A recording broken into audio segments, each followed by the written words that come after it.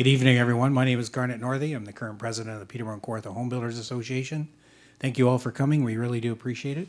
The reason we're doing this is as the Home Builders Association, we are the ones that would build homes to help us get out of the current housing crisis and make sure that all our children and grandchildren enjoy the same privilege of owning a home that keeps us safe and provides a good environment to raise our children in. And that is disappearing quickly from our province. And we're here tonight to understand what each of you would do to remove the roadblocks to help us get there. Good evening. My name is Cameron Balmer, and I'm a director of the Kawartha Lakes Real Estate Association. And reason for this meeting is to get you candidates involved into the housing crisis that we do experience in the Kawartha Lakes region. So we will be asking a few questions and get your response, and hopefully we can move forward and beat this housing crisis and allow first-time buyers to get into the market. Thank you.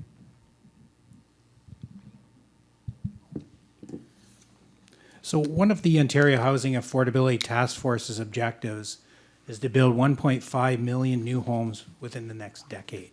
And that's unprecedented. How will the province confirm the available land supply now to accomplish this objective? And how would you ensure that 1,000 new residential units are built each year in Haliburton-Kawartha Lakes-Brock to accommodate the required growth projections? And we'll start at that end for this question. Okay. Hi, I'm Barbara Doyle with the NDP. And we need to really look at this as a cooperative venture. So we have to work with the municipalities to grow the housing market within the official plan that is already established. Local municipalities know what type of housing they need to meet their housing lists and the density appropriate to their areas without impacting our farmland and sprawling into the green belt.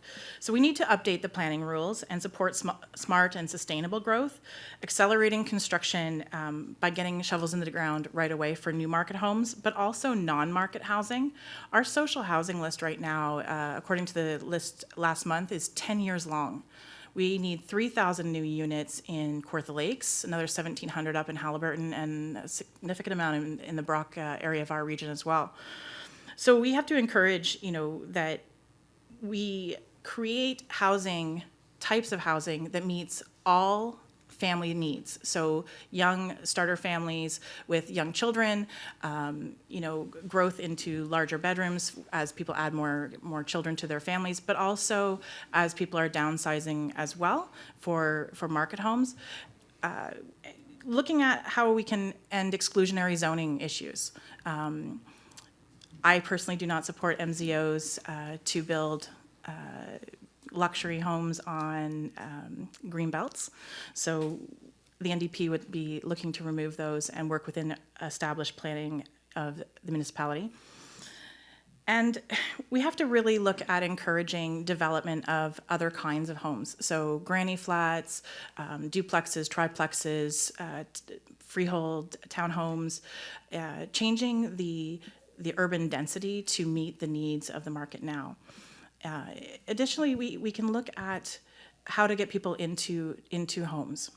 And the NDP has the Homes in Ontario program, and they will provide a 10% stake for down payment money to help new buyers get into the market. We know that people can, if they're paying their rent every month, quite often the rents are much more expensive than what they would pay for a mortgage with, plus their tax base. So the affordability factor is not so much the issue, it's saving up the down payment to get into the market originally. I think a lot of us have the same kind of platforms in terms of supporting people staying in their homes long-term, doing home care instead of long-term care centers. So this will change the market when we're looking for units to come onto market. They may not come on in the schedule that we've been seeing as we're encouraging people to stay in their homes longer. So we do need to build. It's evident that is what's needed right away. But we also have to look at all the other issues around it about affordability, increasing wages, and supporting manufacturing and local economy to bring the wage base to support the houses that we're building. I feel like I'm taking up everybody's time. Go ahead, Don. Thanks, Barbara. Yeah, I'm Don McBey, the Liberal candidate here in Haliburton-Kawartha Lakes-Brock.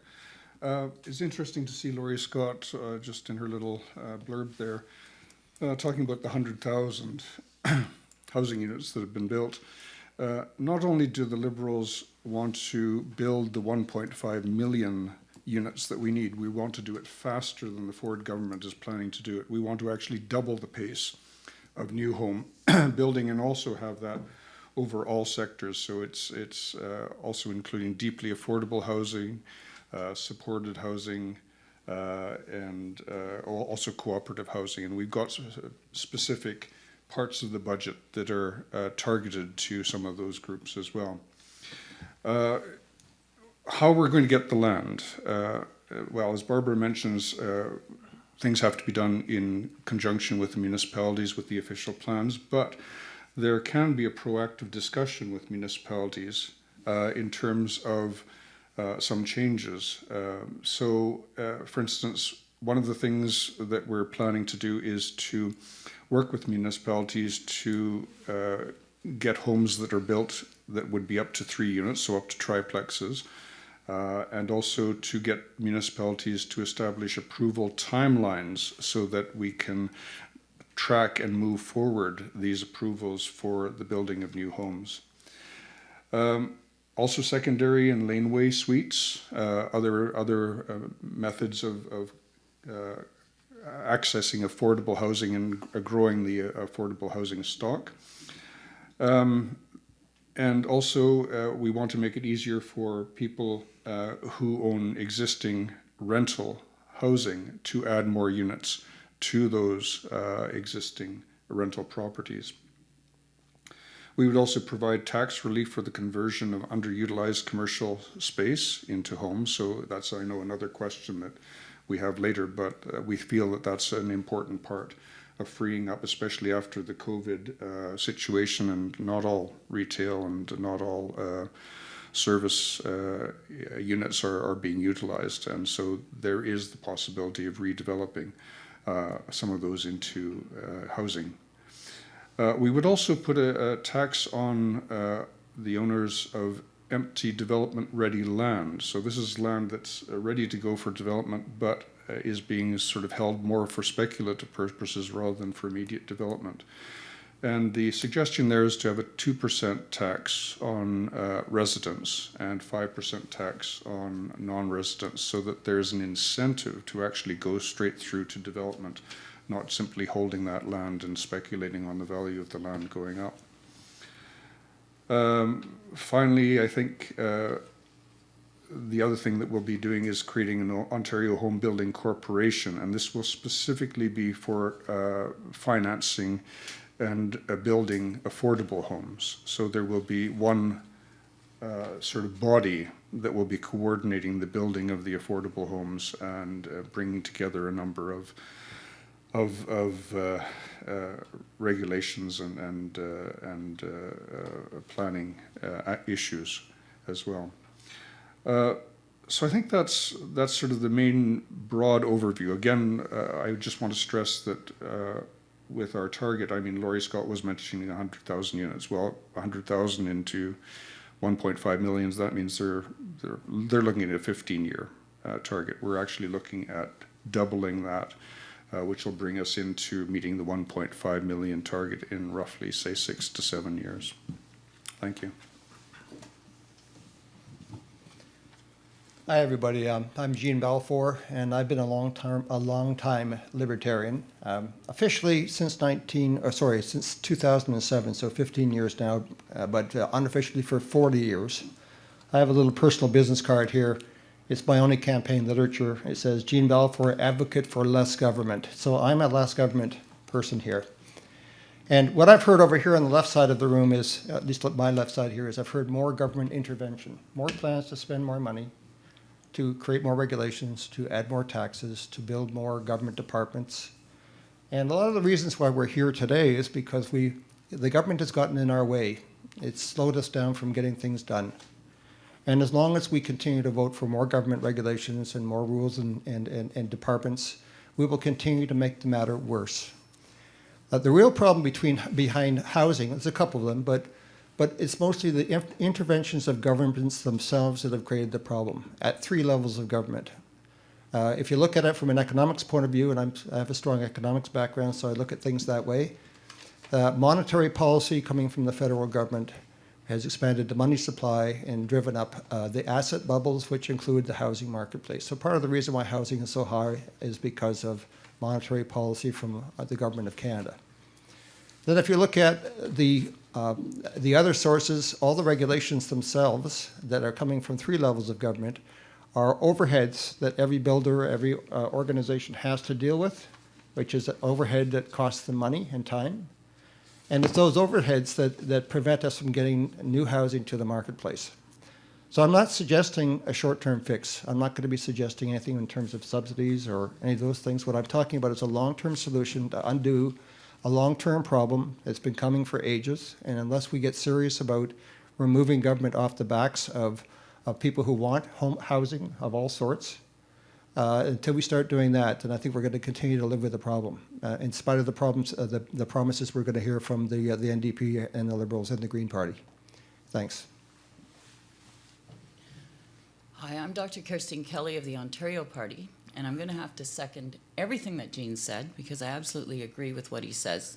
Our biggest problem is too much government, too much red tape, and it's slowing down everything. We at the Ontario Party are not going to build any houses. We're going to encourage our builders to build houses. First of all, the Ontario Party believes in protecting property rights and that it's the right of every citizen to own and enjoy private property. However, government interference with private property has become increasingly noticeable in Ontario. In every community across our province, there are horror stories of various government authorities entering private property and making unreasonable demands on property owners. And builders in this area now are often left with 6 to 18 months before they get building permits on properties. And that is completely unreasonable, and that is just too much red tape. As government interference with private property becomes increasingly common, the Ontario Party's plan to protect private property is needed now more than ever.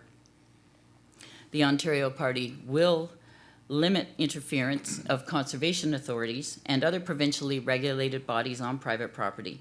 And this will be done by requiring all conservation authorities to either receive the private property owner's permission or a court order before entering privately owned property. Establishing firm property line respecting all bodies of water in Ontario, and currently cases involving the debate of property lines with respect to bodies of water that are subject to ruling judges' discretion. Will redirect conservation authorities to focus from privately owned property, which only accounts for 13% of all land in Ontario, back to publicly owned and crown land. Will require consent of private property owners before any property is labeled a heritage property. Will reduce permits required by the provincial government to do safety upgrades and maintenance to heritage properties. Will advocate for ratification of the Canadian Charter of Rights and Freedoms to include specific protection of private property rights. Will remove the bureaucracy surrounding the maintenance of established water drainage systems on both private and public property. This would include the removal of the requirement of permits and environmental studies to clean and maintain existing municipal drains. Remove the ability of conservation authorities to halt the construction of building and other structures on private property where all building permit requirements have been met. In essence, we're aiming to cut the red tape and shortening the wait times for building permits. The Ontario Party, as I said, will not be building any homes, but will support and encourage local builders and entrepreneurs to innovate and find ways to develop what they need to be profitable and productive. We will also strike a money laundering task force charged with rooting out the corruption and institute needed regulatory changes related to the real estate sales and purchases by money laundering foreign investors. The home prices in Ontario have risen 180% in the last decade, while the average incomes have risen just 38%. In the last year alone, the average price rose about 25%, with an average home in the province now listing above $1 million, where working class Canadians can no longer afford a place of their own to raise their family. In other G7 countries, of course, there's an average of 471 housing units per 1,000 residents. In Toronto, a study by the Scotiabank found that there's just 360 housing units per 1,000 residents. So simply put, the supply of homes is too low and the demand of homes is too high. And on both fronts, our current politicians are mostly to blame for this crisis. The solution is a new government with bold policies. Currently, related to supply, the policy of Doug Ford's provincial government intentionally restrict the building of the types of homes that could significantly alleviate our province's housing crisis, specifically through prohibitive zoning regulations in many urban areas. Ford's government prevents construction of family dwellings that are not single-family homes. Duplexes and fourplexes are forbidden where they are most needed. The final factor driving scarcity of houses and increases in prices is the purchase of Ontario homes by foreign owners. In some cases, of course, as I mentioned before, that's linked to the money laundering and organized crime.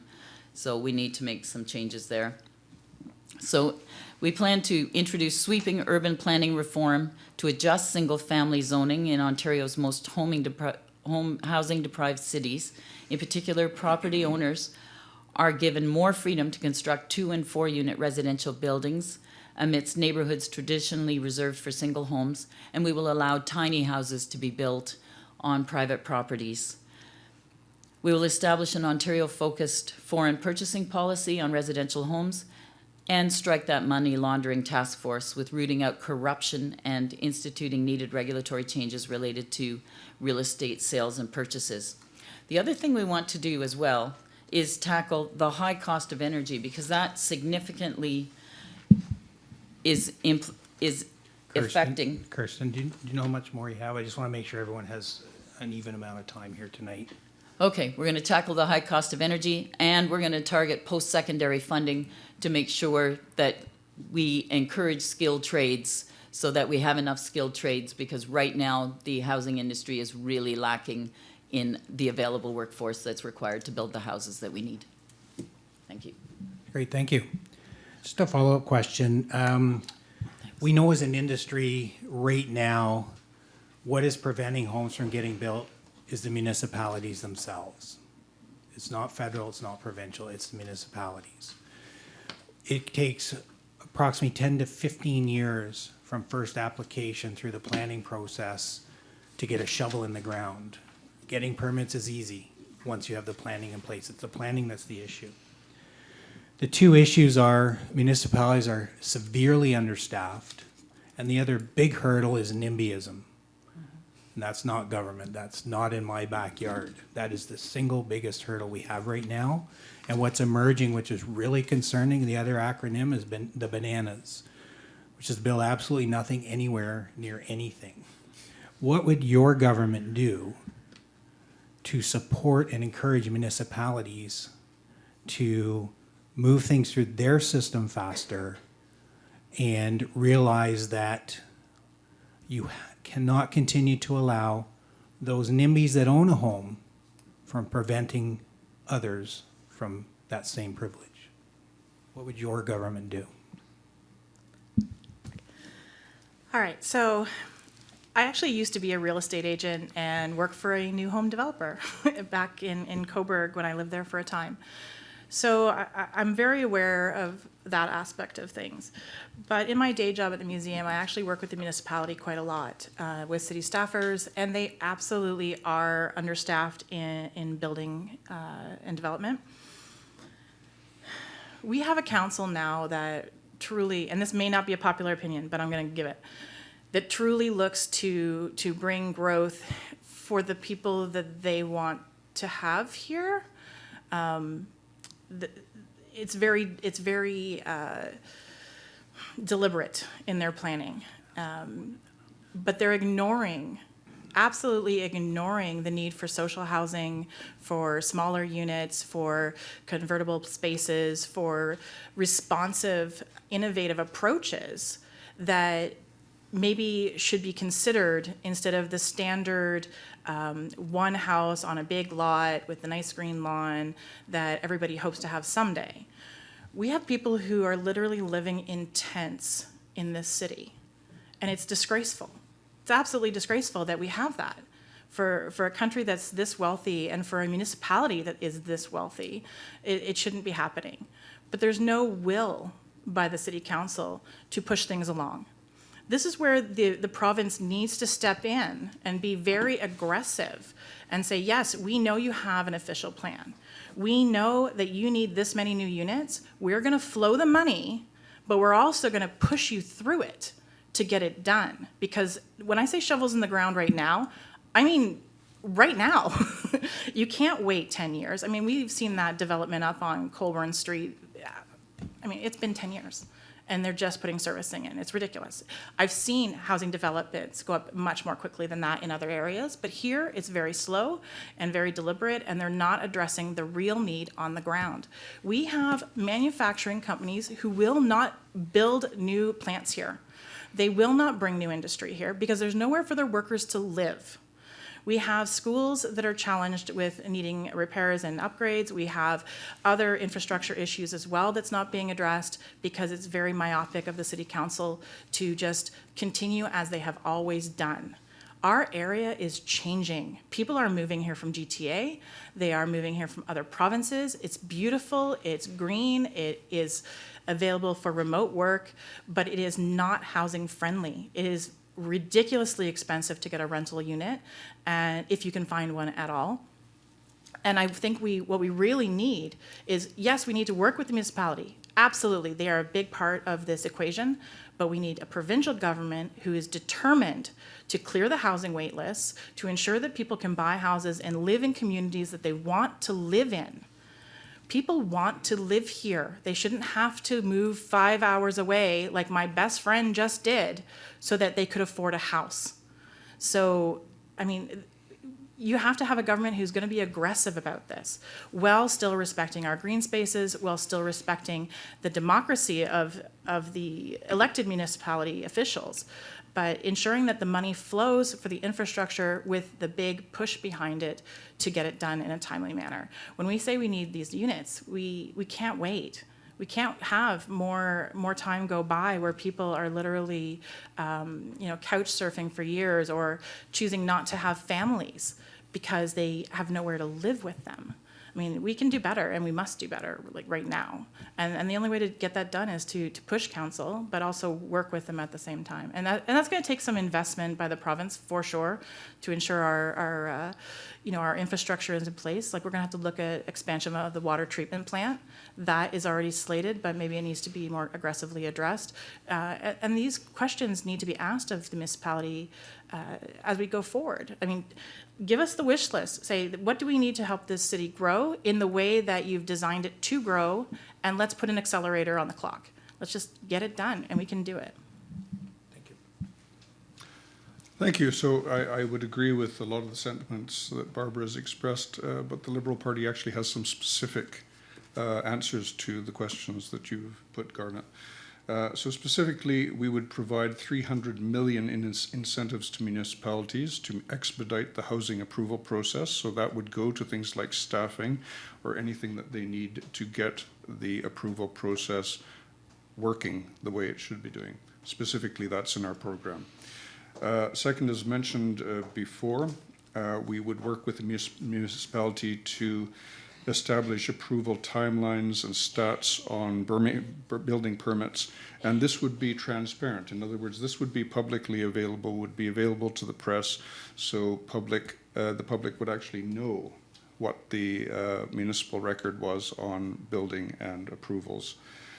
And third of all, there are certain exclusionary bylaws and rules and regulations that we would be working with municipalities to simplify and modernize. These would include issues, for instance, dealing with parking, restrictions, floor space, and also the splitting of lots.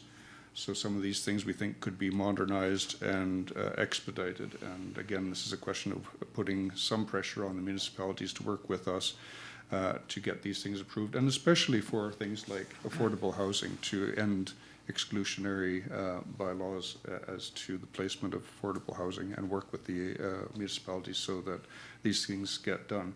I mean, anybody who's been to Detroit knows what happens if you just let the free market sort of go and do what it wants to do sometimes. The free market is a good basis to work from, but it's also got to be subject to a certain amount of oversight to make sure that disparities do not get out of hand. And when disparities get out of hand, if you've got areas that, as you say, with NIMBYism, oh, we don't want that here, we don't want that here. Well, what you don't want here will eventually come to you, okay? Because homelessness is going to happen. People are going to be in poverty, and that's going to eventually show up on your doorstep. So it's actually in the interests of people to have a balanced community which includes all people and also houses them decently, so that you don't have them on the streets. You don't have the problems with drugs and behaviors and vandalism and everything else that happens when you, it's the other side of NIMBYism, essentially. And so I think any government that wants to address these issues must address the NIMBYism head on and say to the municipalities, we will work with you, but we want to make sure that all people can be housed properly in your communities. Thank you. Thank you. Thanks. I wanted to say something before I answer the question. That is that I've run in 8 elections before this one. And as a Libertarian, I have no illusions about getting a job at Queen's Park, being elected. Libertarians don't tend to get elected. So my purpose for being here is to share my experience and my ideas. And hopefully whoever you do elect, and I'm hoping it's Kerstin here that you do elect, that we'll be looking for, that they'll listen to the ideas that Libertarians bring to the table.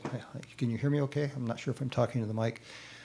Anyhow, to answer the question, I have, I guess, a different perspective than most, because a long time ago when I worked for IBM Canada and we were selling computer systems, I really remember distinctly the day when IBM announced the personal computer, and they said that it was going to change the office environment of all companies around the world. And they said that most of the biggest corporations in the world had 14 layers of management, a very large hierarchy. It was a pyramid structure that they had back then.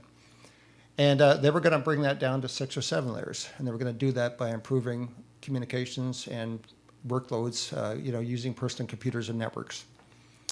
Over the years, I became a recruiter, and I interviewed over 10,000 people in the IT sector, and I interviewed people who worked in every segment of the economy, in the government, in small businesses, entrepreneurial businesses, large corporations like banks, et cetera. And yeah, I was looking for, is the hierarchical structure of these bigger organizations coming down? Sure enough, it was in most big corporations, but it was not in the government sector, because the government sector had no incentive for streamlining, cutting costs, reducing departmental responsibilities. That leads me directly to the problems you're facing with the municipality. You have a government, it's a hierarchical organization. It has a lot of incentives for maintaining department budgets and staff and everything else. And that's all good, but when I think back on Canadian Pacific, George Kelly, he was executive VP of that organization, he painted this hierarchical organization. He had 500 people working for him in his IT organization, and he drew this pyramid, and then he cut a small pyramid inside the big pyramid. And the small pyramid is where he was going to use contract staff, people who would come in for specific assignments, so he could streamline his operation. The other side of the pyramid, the bigger side, is where they would have people progressing through their careers. But he wanted a flexible organization. He wanted to bring in expertise as it was needed. And so we had this idea of the Hollywood model of running a business. And that was that in Hollywood, when you want to create a new movie, you pull together resources, funding, a project team, the creative team, et cetera. That project works together until the movie is created. And when it's done, the job is done, and we all walk away and go a separate direction. And I would love to see that kind of structure in our municipal governments so that we could have much smaller, much more nimble, much less regulated, much less bureaucratic organizations. And we could bring in people from the outside market who can really bring relevant expertise, vision, whatever is necessary, they could bring into the organization to help it be more effective and move things along quickly. I know from my own personal experience, I built my current home 6 years ago here in Kawartha Lakes, Fenelon Falls.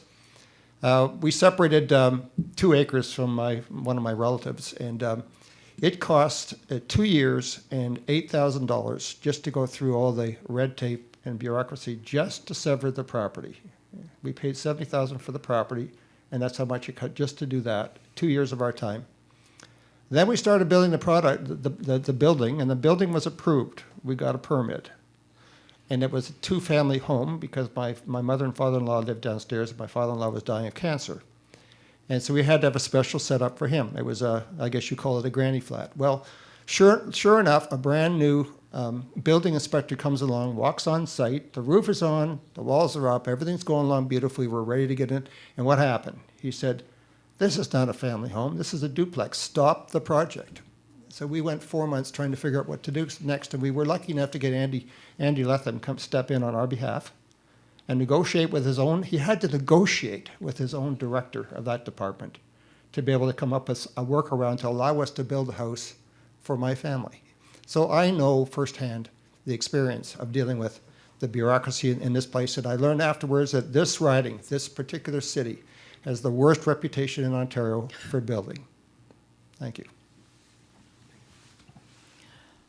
I'm going to second everything that Jean said because I've been through exactly the same thing. We had a property on Balsam Lake that was 3 separate lots, and we wanted to switch it to 2 because there were 2 cottages and the lot lines went through both cottages. All we wanted to do was put the lot line between them.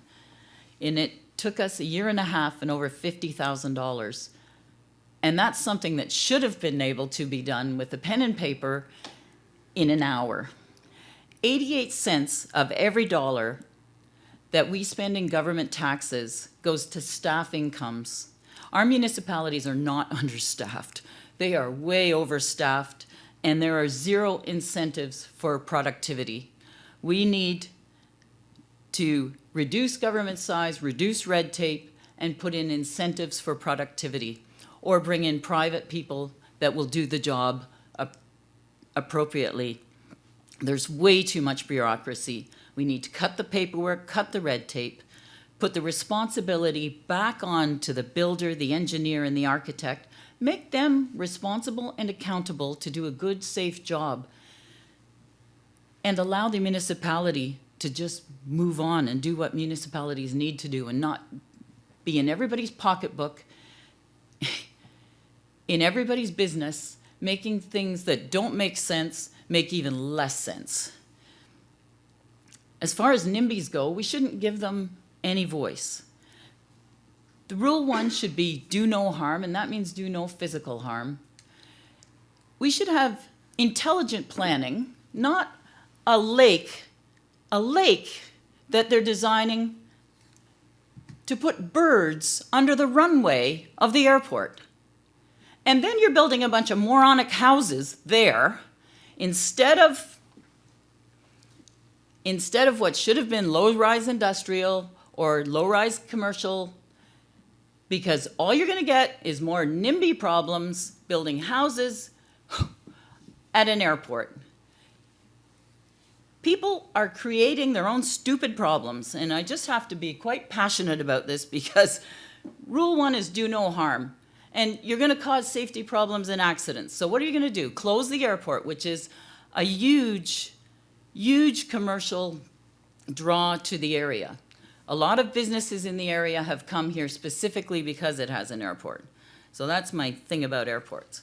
Then we were talking about rental problems in the area. Well, one thing we could get rid of is the Landlord-Tenant Board in Ontario, which is the reason we are having problems getting rents. My mother, and I'll just tell you another story quickly, because my mother had a tenant that destroyed her place, didn't pay rent from last January right through until now. We went to the landlord-tenant board. We gave him several notices that he needed to pay rent, that we needed to let us in so we could do repairs and inspect the place, which he wouldn't let us do. He threatened them physically, had Mom absolutely terrified. She finally sent letters to the landlord-tenant board. They said it would take 60 days to get an answer. So by November, we're asking, well, what's happening? They've lost the paperwork. We reapplied for everything at that point. Somewhere along the way, our tenant disappeared, but all his stuff was in there, and he left a note from my mother that she was not allowed to enter the premises, and the landlord-tenant board said she was not allowed to enter the premises. In the meantime, we had problems with insects and ants. The damage to the place with thousands of dollars. I finally broke in and said, I'm going to break the law because sometimes you have to do what's right, just to protect my mother and what was going on in that house. She will never have another tenant, never. And there are so many stories as I've been knocking on doors all over the city of Kawartha Lakes, Haliburton, and Brock of exactly this problem, that people no longer want tenants because they have a landlord-tenant board that no longer protects the tenants. And then we have people on ODSP saying the restrictions are so tight from the landlords because those landlords don't want to get stuck with that type of tenant again. If we had it that you could get rid of easily of a tenant that is a bad tenant, then you'd be more likely to take risks on having other tenants, and there'd be more tenancies built. So right now, there's zero incentive to have a rental place. So, and throwing money at things, every time we throw money at something, the cost and the prices go up an equal or more amount. So that doesn't solve any problems. And we have right now a government and environment under the WE Forum, under the plans that our government has signed, the Sustainable Development Goals, they are specifically designed that we will own nothing. They are specifically designed to make housing unaffordable, to make people leave these areas and go to cities. We need to change that. We need to get rid of the red tape, get rid of what's losing our freedoms, and bring us back to a more sensible environment, a more sensible government, less government, less interference with people, more freedom for builders to build what they need to, what will be productive. That is the solution that we need. And Canada needs it desperately right now, because individuals, people are innovative, creative, ingenious, they're productive. They know how to make a profit. If we would just get out of their way and quit taxing them to death and making the rules impossible for them to succeed. Thank you. Thank you. Next question. What would you do, if elected specifically, and I'll ask you to stay on topic, to ensure there are enough skilled tradespeople in the labor force to build the homes we need? And Kerstin, I'll start at this end this time. Well, the first thing we want to do is target post-secondary funding. We should be encouraging at all levels that people go into skilled trades. They pay extremely well, and they're very decent jobs now. It's no longer the day where you were in with a difficult situation that you were in skilled trades. So we need to lower the cost of tuition for those in post-secondary programs that are leading to careers in the most labor market demand. The Ontario Student Assistance Program loans should be made more easily available to students accessing those high-demand programs, and make it virtually free for qualified applicants to train in skilled trades. We should also target the immigrants we bring into this country, like they did when my dad came here. We should be targeting 4 skilled trades people that are qualified to work in that. And we should take away things like the CERB that are making people more comfortable sitting in the basements doing nothing, where it's more easy to do nothing than it is to get off your butt and go and work and make a decent income and be a productive member of society. OSAP loans for things like skilled trades should be virtually nothing. And So with OSAP, immigration, and reducing incentives, have more coaching mentorship programs to get people into skilled trades. Maybe even make it that the builders can do more in the way of internships, externships, that sort of thing, so that people start working again. Thank you. When I saw this question, I had to smile a little bit because it's right in my wheelhouse. I mean, I spent 36 years as a professional recruiter, and I tried to find people for literally thousands of jobs. So, and at one point in the Greater Toronto area, I was considered one of the top recruiters in Canada at the time. I was, not to boost my horn, but I was at one time one of the top people in the country. So I'm an expert at attracting people to jobs. That's what I did. That's what I do. And so when I first ran 4 years ago, you know, one of the dreams I had is if I ever got elected as the MPP in this riding, I would utilize that expertise. I would want to work with the groups, directly with the groups, and help them up their game in terms of attracting the people. But the way I did it is, if I'm going to draw people to jobs, I have to know what the advantages of those jobs are. So if I was working with any particular company, I want to know what is it about your organization, about the challenges that are being available to the people you want to attract. What are the kinds of skills and capabilities that would make them successful that you're looking for? And then I would formulate a strategy, and I would go out looking for those people wherever I could find them.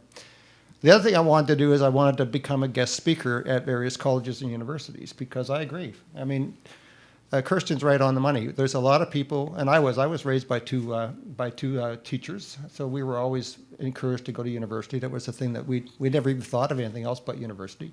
But the world has changed. It's changed dramatically now, and skilled trades and working in small businesses, the opportunities there are in my mind as attractive and even more attractive. So that's what I would be if I was in that job, which is unlikely, I'm sorry to say, but if I was in that job, I would be offering my personal time and energy and enthusiasm for helping to build the supply chain of people.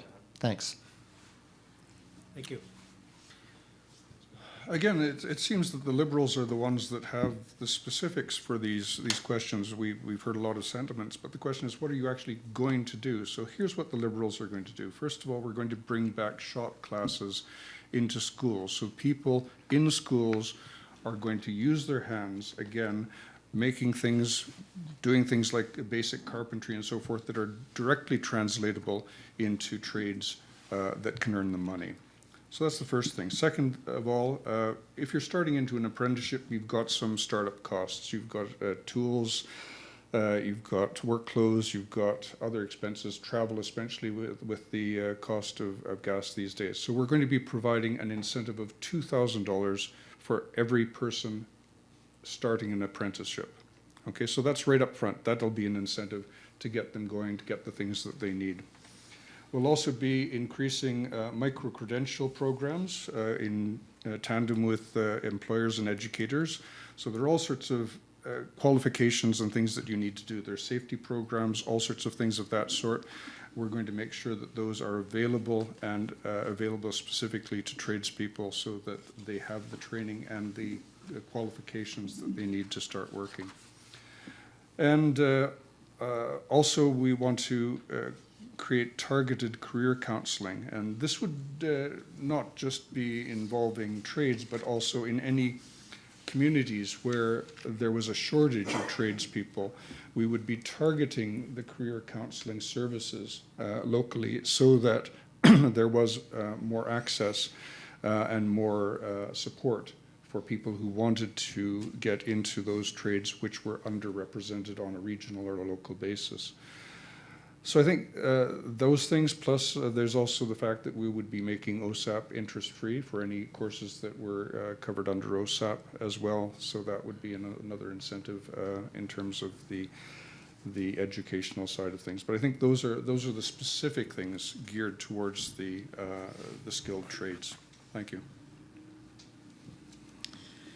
The world of work is changing, and Ontarians must be set up to succeed now and in the future. Doug Ford abolished the College of Trades with little thought to what would replace it and opposed all efforts to help prepare Ontarians for a low-carbon future with good-paying jobs in the green economy. New Democrats understand that Ontario can't prosper unless we have a strong and skilled workforce. An Ontario NDP government will make job training accessible province-wide by bringing job training opportunities to places where Ontarians actually live and create a new opportunity in every region. Our Green New Democratic deal includes a plan to revitalize Ontario's economy while addressing the climate crisis and racial inequality. Our detailed plan will shift Ontario to net zero emissions and transition to cleaner forms of energy while working with businesses to create over a million good jobs that people can raise a family on and build a future with. And our commitments to how we're going to get that done are these. More high school trades and shop classes, as the Liberals have said as well. We'll promote the value of trades in schools and work with tradespeople, employers, and educational institutions to create new opportunities for education and apprenticeships, including working with local school boards to expand opportunities for hands-on learning and shop classes. We'll ensure that experienced tradespeople and workers hold a majority on the board of New Skilled Trades Ontario to draw upon the trade-specific expertise among workers and employer representatives. We'll ensure active participation of tradespeople in advisory boards of Skilled Trades Ontario, as was done successfully with previous individual trade boards. Thousands of new jobs with a green job certification. Our training plan will help workers succeed in a low-carbon future. We will work with universities, colleges, and unions, and with employers to fast-track workers with industry experience and provide tuition grants for programs geared towards expanding the net zero economy. Recruiting and training people from equity-deserving communities will leave no one behind. Developing specialized recruitments and retraining programs for youth and equity-deserving communities and lifting up those typically excluded from skilled trades, including women, racialized people, and Indigenous peoples.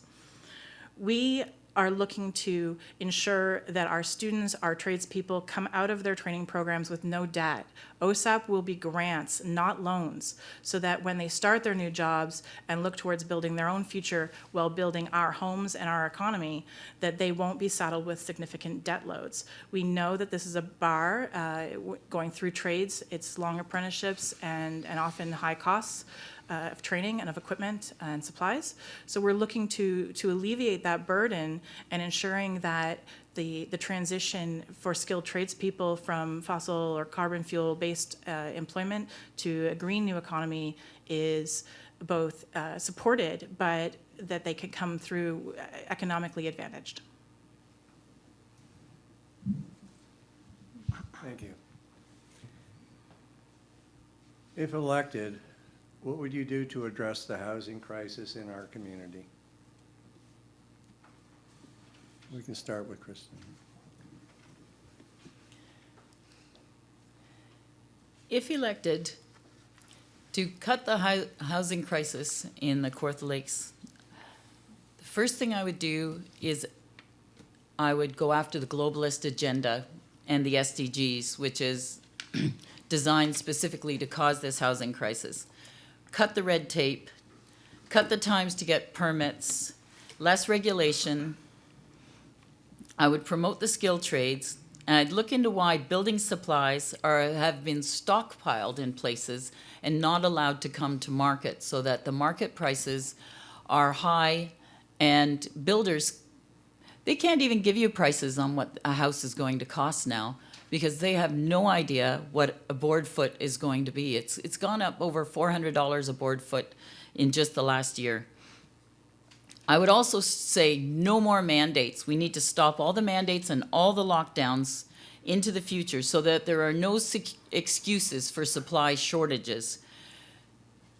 There is no reason that we had any lockdowns. We should have used the emergency management organization, which wouldn't have affected our economy, it wouldn't have caused the depression and demoralization of the people, and it wouldn't have required people to be on a CERB sitting at home. If we'd have kept everyone working, which is what should have happened if we had used the emergency management organization instead of the Chinese Communist Party's World Health Organization idea of lockdowns, we wouldn't have destroyed our economy, caused all this inflation, and caused the increase in home prices. So we need to undo all that has happened, rehire all the people that have been fired or laid off because of these mandates, and get back to a world that is more normal, compassionate, caring, with less red tape and less legislation. The government needs to get out of the way of our creative, innovative, ambitious people who just want to go to work and make the world a better place. They will provide the homes that we need. Thank you. Thanks, Kerstin. You stole the words right out of my mouth. Well done. Yeah, I want to add to that too. I guess regarding the pandemic and what it did to our supply chains, I mean, that was unacceptable. And I don't know how many people here saw the Great Barrington Declaration. Are you aware of it? It was signed in October 4th, 2020. Nobody? So it was a declaration. I signed it. At least I signed it too. 3 of the world's top epidemiologists and scientists signed a declaration, and it's been co-signed by about 900,000 people since. And these were by medical doctors, by scientists, and by concerned citizens like Kerstin and myself. And what it did is it talked about applying focused protection to protect the people who were vulnerable from the virus, and let everybody else go about their business respectfully in society so they could work. The fact that there were so many lockdowns that interfered with the supply chains, and I worked in supply chains for 8 years when I was in the consulting business, so I saw how they operate and how tightly they interact with each other. So when you interrupt one string or one bead on the supply chain, you interrupt the entire supply chain. And that's one of the reasons why we're running into the crisis we have today. So building has been subject to that too. There's almost anything you buy today, whether it's car parts or whether it's things for building a house, they're all facing higher costs. And a lot of that is directly related to the COVID policies that we've lived with over the last couple of years. So that's part of it. But the other part for me is, because I was in the consulting business, I was with R3D for 8 years, and it was a management consulting company.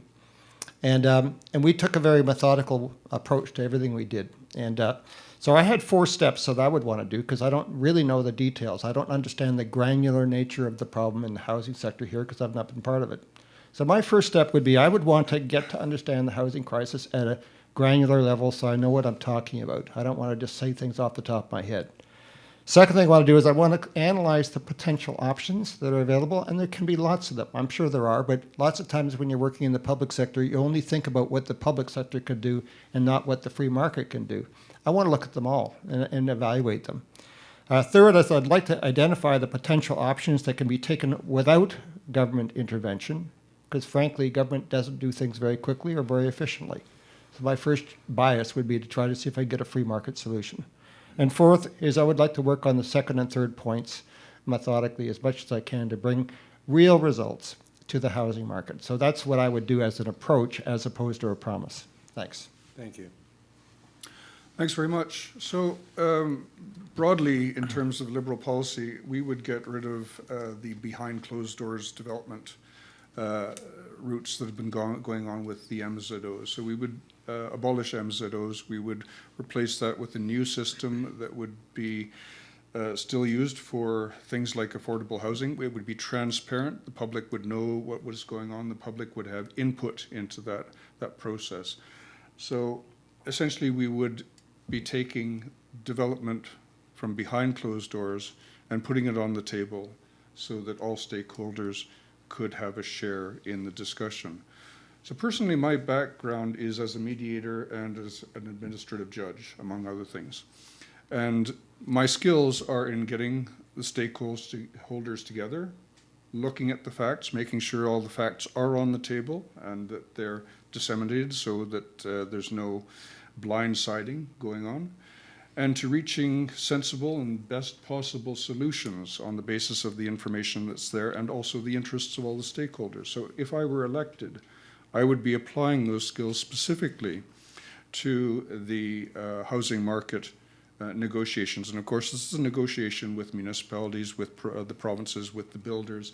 There are a lot of stakeholders there. And I think the important thing is to get all the people at the table, including the community representatives, and to come up with solutions that provide more housing faster and also more affordable housing as well. And bear in mind, of course, our goal in the Liberal Party is to build that housing faster than any other party.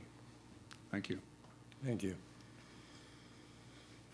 The NDP is committed to a balanced approach to development. Communities, they're best suited to identify their needs, but they need a stable and reliable funding with a no-surprise approach to ensure that there is a transparent partnership, I guess, between the province and the municipality to get the work done. The NDP is going to make housing affordable in the following ways. So across Ontario, we're going to help 311,000 people help pay the rent. People who are truly underwaged, needing just a little bit of help with the high market rents that are going on right now while we're building new supportive units. This will ensure landlords get paid and that people can be stabilized. We're going to go back to bringing back rent control and ending vacancy decontrol, which means landlords can't hike the prices between tenants. We're going to make it easier to buy a home and strengthening home buyers' protections. We're going to help families buy a home by giving them a 10% stake in the purchase price for the down payment. It's called our Homes in Ontario program, and it's an investment in Ontarians. We're going to encourage construction of basement suites, laneway houses, and coach houses. We'll regulate short-term rentals, and we'll get to work on the job of ending homelessness and giving more people safe and stable housing options. We'll build 100,000 new affordable homes and extend the lifespan of 260,000 existing homes. We'll build 60,000 supportive housing units across Ontario. And we'll restore the goal of ending chronic homelessness within 10 years. And we'll support for Indigenous, by Indigenous housing strategies where applicable. Right now, the current government, following the Wynne Liberal government, has created a new generation of lifelong renters. And that is not a situation conducive to strong neighborhoods and strong communities. When a person owns their home, they are committed to building strong community ties. They're more likely to volunteer in their neighborhoods, get to know their neighbors, and have the kind of community involvement that we all remember from our time growing up. I still remember very fondly the neighbors that I had growing up in the North Ward of Lindsay, and we made lifelong friendships of those children, and the parents all got together and got along because it was a community that owned their homes. When people are destabilized in housing, when suddenly a landlord could sell the house out from underneath you and you have to move, and you haven't done anything wrong, you've paid your rent on time, and suddenly you have to move, which I am actually currently facing. I have to move by the end of June. And it creates a destabilization in the markets, but also in communities. So we really want to encourage home ownership. We know that renting is a stopgap measure. It used to be that people rented while they were just saving up their down payment. It was a foregone conclusion that you would save it up, you would earn enough, you'd get approved, and you would buy a home. That was just standard practice in the terms of becoming an adult. Now we have generations who are looking at renting forever, and that's not going to create strong neighborhoods and continuing strong communities where we live. So the NDP is supportive of building new units, finding ways to work with the municipality to create the kinds of units that will be available for everyone at each stage of life, and really, really focusing on home ownership and strong communities. Thank you. Do you support making it easier for first-time home buyers to get into the market share? We'll start with you. Yes, absolutely. As I've just said, the NDP will be working with the Homes in Ontario program, providing a 10% stake to help people get their down payment and meet those percentage criteria. Thank you. Yes, so for first-time home buyers, specifically, as Barbara said also, part of the problem is that you've got a large segment of homes that are not owned by the people residing in them. And that money is now turning into rental, much as Kerstin has described, that then goes into buying or financing a business of rental properties. So this is money that's taken from people's pockets in exchange for a place to live, and it prevents them essentially from becoming themselves home buyers. It creates a two-tier society. Landlords, and as I'm starting to call it now, serfs. We used to have a thing like that, you know. There are people that could never afford land. All that they did was they worked the land, they occupied the land, and they paid their rents to the landlords. We're getting more and more that way. And North American society has not been that way. And we don't want a society that is like some other places in the world where that disparity becomes so great that there are people that simply cannot possibly imagine owning their own homes, so they give up entirely. We're getting so close to that now. We can't afford to go down that path any further. So a couple things that we want to do in that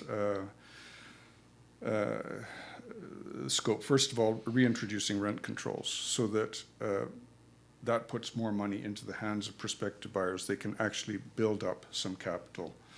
Second of all, we want to reform the blind bidding process so that the bids will be more apparent. And also we want to provide transparency on housing price history so people will know what the price history has been there and whether there's a, you know, out of proportion increase.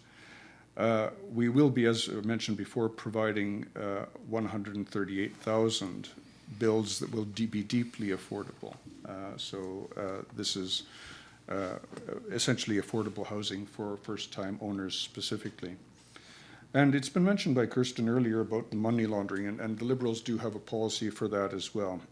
We don't want to see the housing market being used for improper purposes. So we would actually, and I think we're the only party that has this, create a registry of the beneficial ownership of property. That means property that's owned in the names of numbered companies or trusts or whatever. The beneficial owners would have to be identified, and then if that meant that they were traced to illegal activities and so forth, action could be taken. We would also ban new non-resident ownership, but only for 4 years. In other words, to stabilize the market. Again, there are people that invest in housing from all around the world. They've got an awful lot of capital, and they increase the prices of housing, pricing out the first-time owner or home buyers, simply because they've got all that capital behind them. So for a 4-year period, we would put in that ban just to see what effect that would have on stabilizing prices. It might only have a minor effect, but at any rate, it's worth trying just to see the influence of that factor. We would also relaunch the homelessness census and fund new emergency shelter beds. That's not so much about the home buyers, but it's we have to track more data about the housing situation. We're not tracking enough under the Ford government to actually know what sort of situation we're getting into. I was just talking to renters, not in Kawartha Lakes, but in Beaverton. And there's a new subdivision built since 2018, so not subject to rent control. And their rents had been about $1,800. They've had notice that the rents are going up to $2,700. In other words, a 50% increase. Nobody's wages are increasing 50%. They can't afford it. There are people that I had to refer to social services and assistance because they are looking at being out of a home as of June 1st. We're not tracking this. And this is exactly the outcome of the Ford government's policies. And again, what's going to happen with the homeless people? That just creates all sorts of problems in our communities, and we can't afford to let that system go that way. So I think in terms of getting back to first-time home buyers, to make the bidding process more fair and more transparent, to allow first home buyers to build up capital so that they can put down that down payment, and also to increase the number of units that are actually going to be affordable and accessible to first home buyers, young families looking to buy a place for themselves. Thank you. Thank you. I have two daughters, and of course, they've had to buy their first homes. I'll tell you a quick story about my oldest daughter. Her name is Paris, and she lives in Ohio. So she just bought 2.75 acres with a 2,500 square foot home with a 4-car garage, and she paid $340,000 for that property. So what are they doing in Ohio that we're not doing up here? So when I look at affordability, I see it as a two-sided coin. One side is what is the price of the house you're trying to buy, and the other is what is the capability of the people to pay for it. So back in 1961, the average breadwinner in family remitted to all levels of government only 38% of his or her annual earnings, just 38%.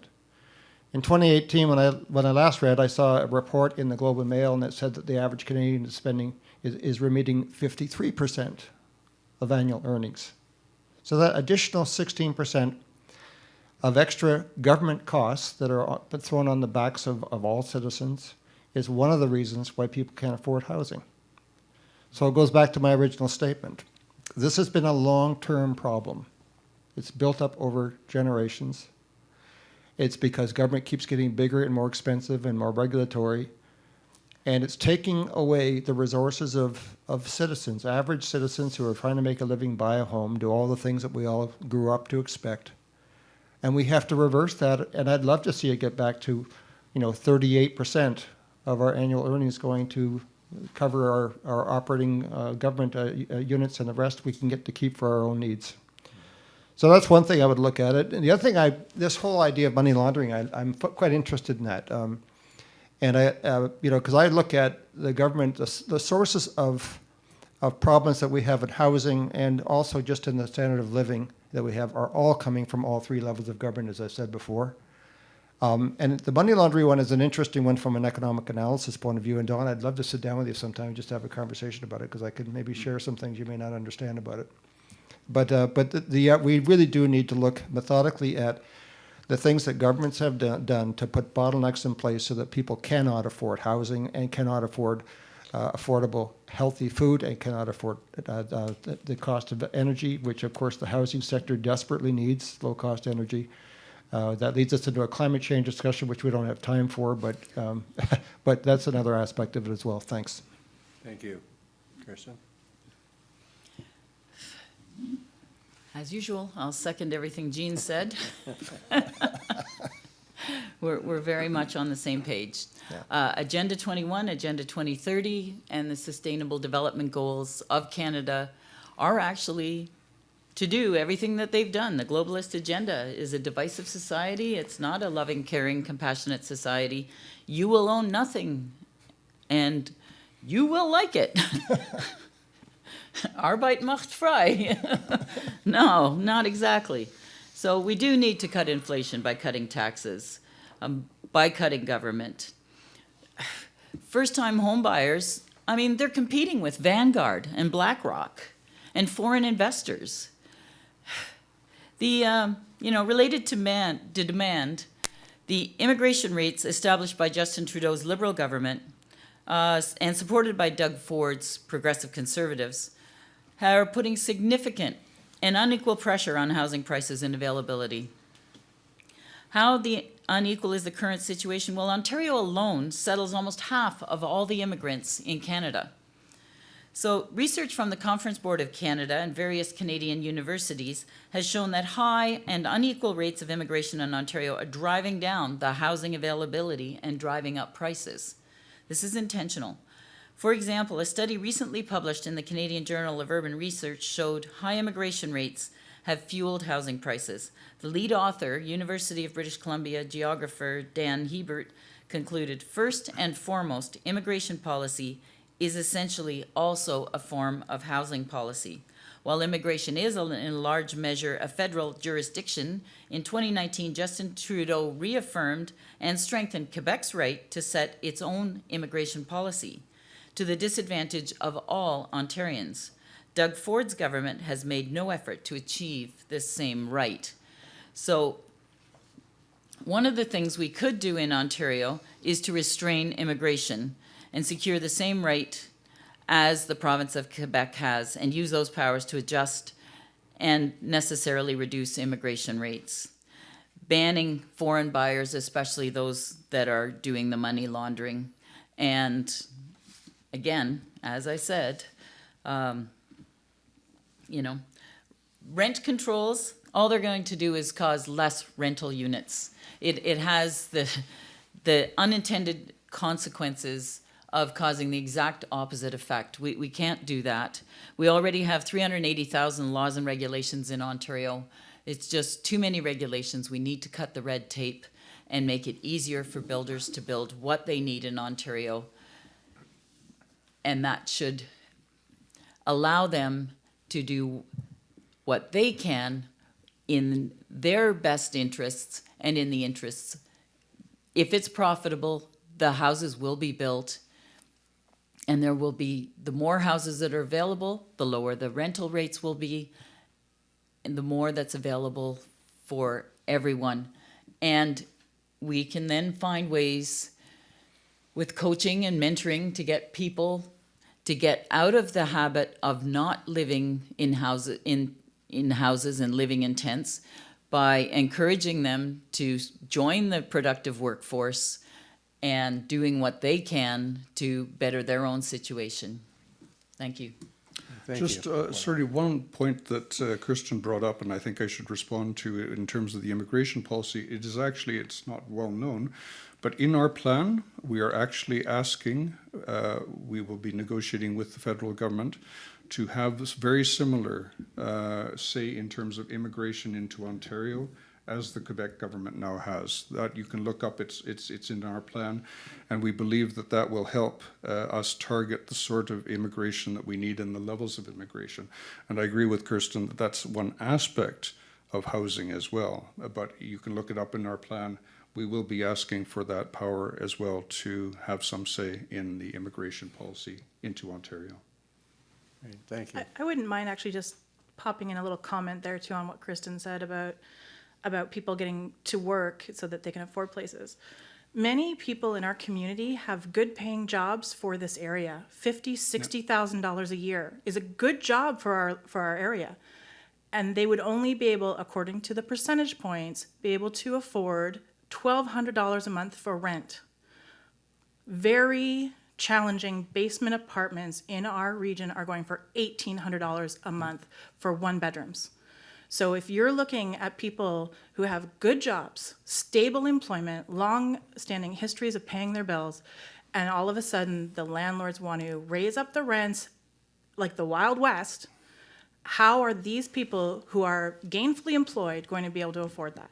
So rent controls are very important in this entire aspect for everybody, not just the lower waged, but for middle incomes or standardized wages that we have in Kawartha Lakes. So, And I'll make a comment too if I get a chance. And that is, of course, that if we cut the tax bill of those same people, they would be able to afford those properties. Yes. If you cut it in half, they'd be able to afford those properties. I have one final question for you candidates today. Would you consider accelerating the conversion of underused or unused commercial properties to create more homes? A simple answer, yes. Yes. Go ahead, Kerstin. Yeah, that's simple answer is yes, Okay, yes. perfect. I think we need to get out of the way of people, cut the red tape, and allow people to do what is required to make this world a better place, a more caring, compassionate society. Thank you. Thank you. I don't have a quick answer because I haven't thought about it enough, to be honest with you. I believe in property rights. I believe that if you do have property rights, you should have the right to be able to make choices to do with that property as you will. And so I don't like the heavy hand of government telling a property owner what to do with their property. So for me, it would be more, if you're looking for more available properties to build on, then there should be some incentives for people who are the property owners to consider that as an option that they would be interested in. That's how I would look at it. It's a carrot and egg kind of, not a carrot and a, what's a carrot and a what? Whip? Yeah. We don't want to do the whip. Yeah, we don't do the whip. We won't. But basically, the incentives really do matter in situations like that. Thanks. Thank you. Carrot and stick. That's what it was. Yeah. there So we go. yes, as I mentioned before, we not only support the conversion of underutilized commercial space into housing spaces, but specifically, we want to expand the Brownfields Tax Incentive Program to provide tax relief for the conversion of those units into homes. So it's a specific targeted tax relief that can be provided and will incentivize exactly that conversion. Thank you. I can argue with that. And I agree, actually. We need to look at conversions as an option. Using buildings that are already erected and retrofitting them is a very environmentally friendly option, but we can also look at creating subdivided units to suit. So perhaps they are accessible units. Warehouses and loft environments can be really conducive to that kind of framework.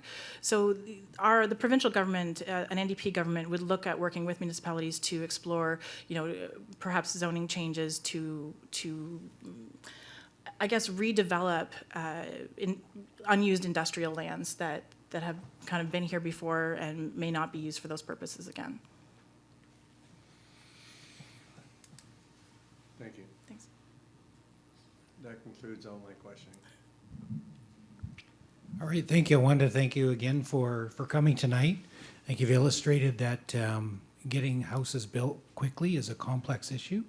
There's a lot of moving parts that don't necessarily work well together, and it's going to take a while to unpack it to build houses quickly. So I thank each of you for your thoughts and your words tonight. We really appreciate it. Thank you very much, and thanks everyone for Thank you. attending. Thank you. Thank you very much. Thank you.